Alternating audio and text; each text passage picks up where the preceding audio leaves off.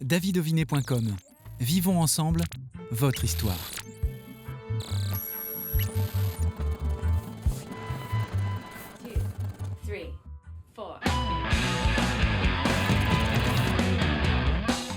Bienvenue à toutes et tous pour cette dernière émission de Backstage de la saison déjà. Et nous recevons Yannick Jolin. Salut Yannick. Comment va? Ça va super bien. Je suis très heureux de te recevoir pour ce dernier épisode de la saison de Backstage. Eh bien, mais c'est vrai content d'être là aussi. Pareil. Yannick, tu es né le 30 juillet 1958 à Aubigny. Tu as fait beaucoup de choses. Longue carrière. Comment tu te définis, toi, personnellement? Un paysan de la culture. Tu vois, on n'a plus de paysans, c'est-à-dire des gens qui s'occupent de la terre.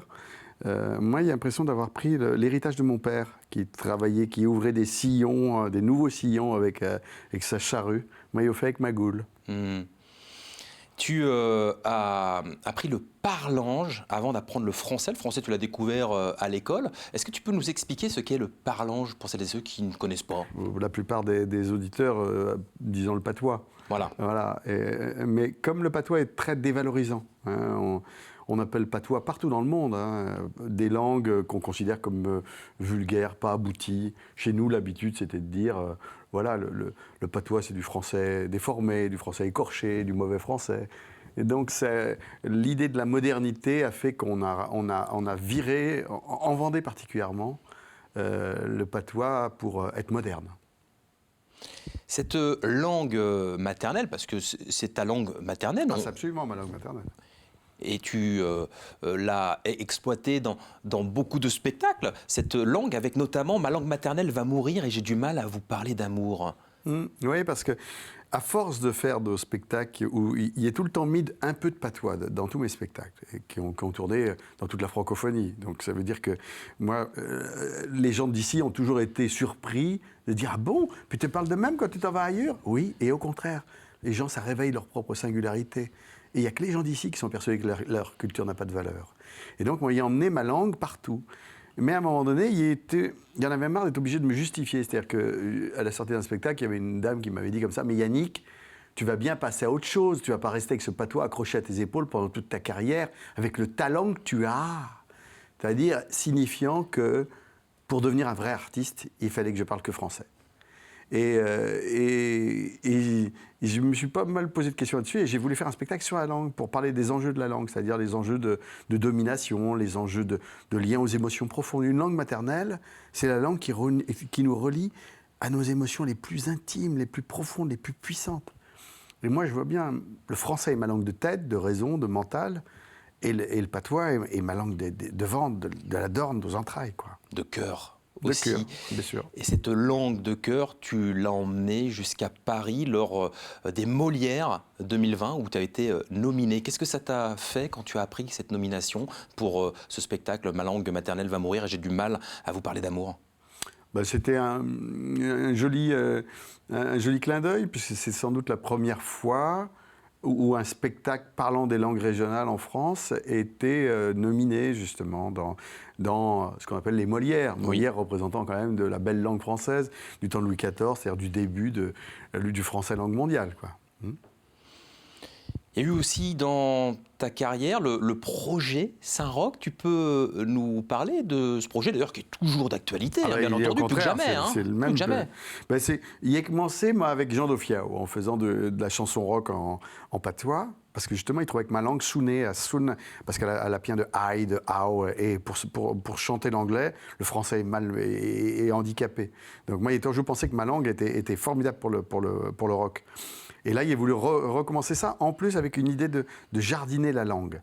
C'est-à-dire que le patois qui reste encore est souvent considéré comme une langue de la grosse blague, d'en dessous la ceinture, du conteur patoisant qui va se mettre une casquette et puis prendre un accent, puis au suffit.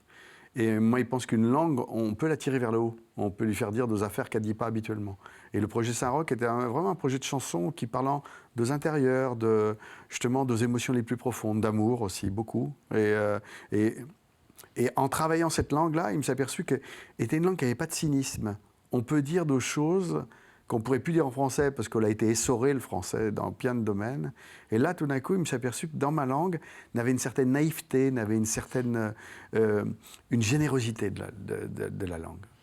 Je vous propose d'écouter un extrait de ce projet Saint-Roch, Yem.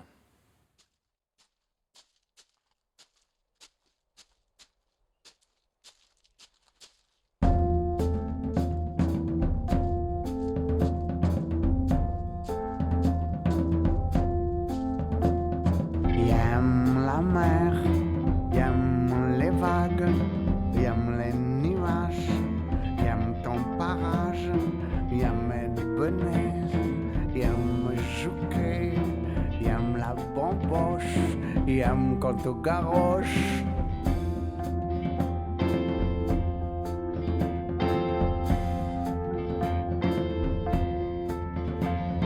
Yem les bijoux, yem les bisous, yem la fraîcheur, yem tout nos dur, yem les tontons, yem les gastons, yem les osias, yem les batias.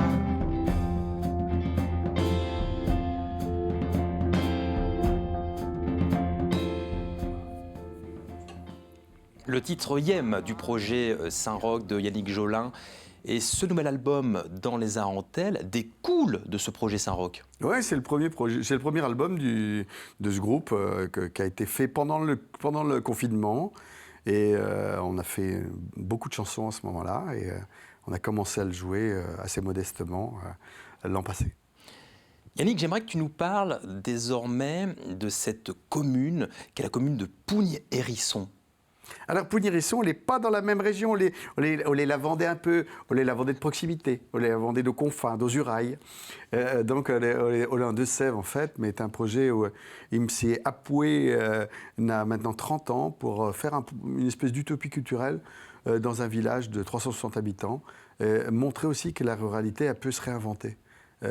Aujourd'hui, parce que la paysannerie s'est écroulée, donc qu'est-ce qu'on fait dans nos campagnes? Comment est-ce qu'on investit les campagnes avec un autre type d'activité. Et je pense que, justement, mon côté paysan des mots est ça, c'est-à-dire qu'on cultive la campagne autrement. Le Nombril du Monde, c'est le spectacle qui aura lieu d'ailleurs le 13, 14, 15 août 2022. C'est tous les 2 ans. Hein. Oui, c'est un festival. Mais en même temps, toute l'année, enfin, à partir du mois d'avril, là, le Jardin des Histoires est ouvert. C'est gratuit en plus.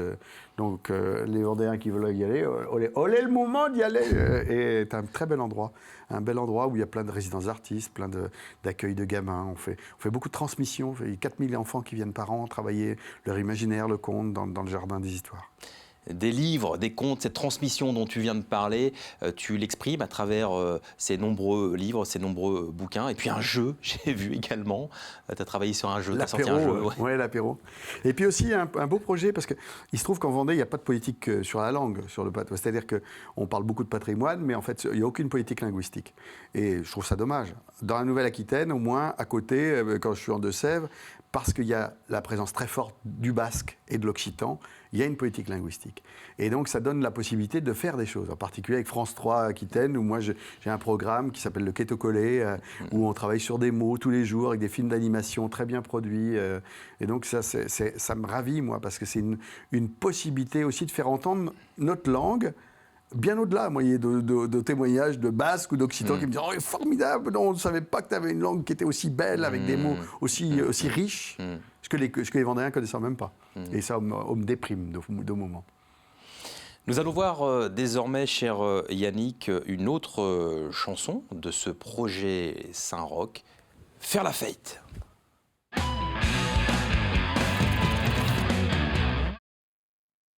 Faire la fête,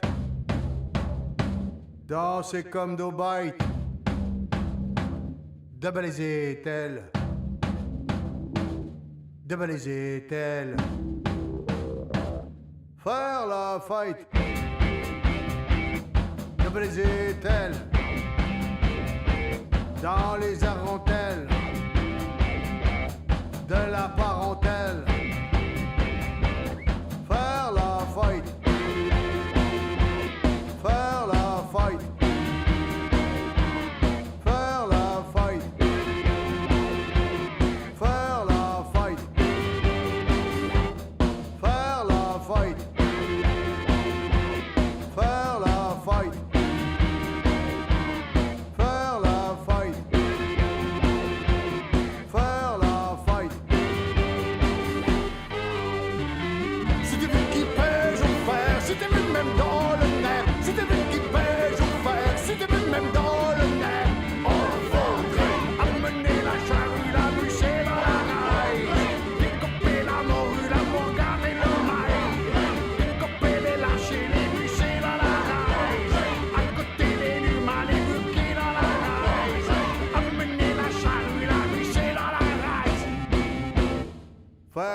la fight.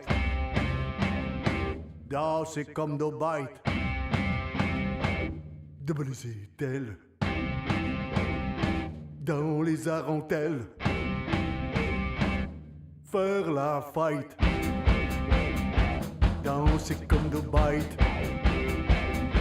Danser comme nos bêtes. Dans les arentelles. Faire la fight. Faire la fight. Faire la fight. Faire la fight. C'était lui qui pèse au fer, c'était lui-même dans le nerf. C'était lui qui pèse au fer, c'était lui-même dans le nerf. Oh, faudrait amener la charrue, la musique dans la race. Découper la morue garde le maïs. Découper les lâchers, les missiles dans la race. À côté les malébus qui dans la race. Amener la charrue, la musique dans la race. Amener les lâchers, amener les lâchers. Découper les lâchers, découper les lâchers. Découper les lâchers. Découper les lâchers. Ouais, yeah. Découper les lâchers, découper les lâchers. Yeah,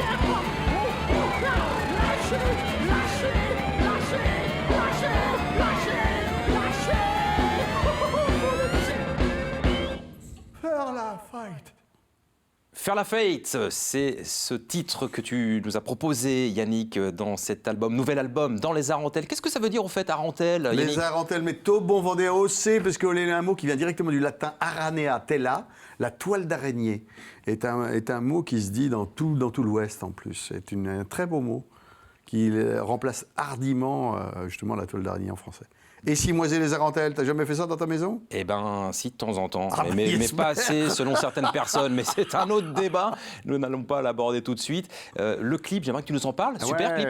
fait par Gaëtan Châtaignier, quand même vendéen de la Gaubretière. Little Rabbit. L'ancien des Little Rabbits, Eh oui, qui bien fait sûr. tous les clips de Philippe Catherine, de Dominica et compagnie, quoi. Lavilliers, etc. Bon. Yannick, merci d'être venu. J'aimerais que tu finisses par ton site internet où on va retrouver beaucoup d'informations sur ta longue carrière. Oui, puis il y a toutes les informations justement sur le projet Saint-Roch, qui est distribué sur toutes les plateformes, bien sûr, mais yannickjolin.com, ça c'est le site le plus simple.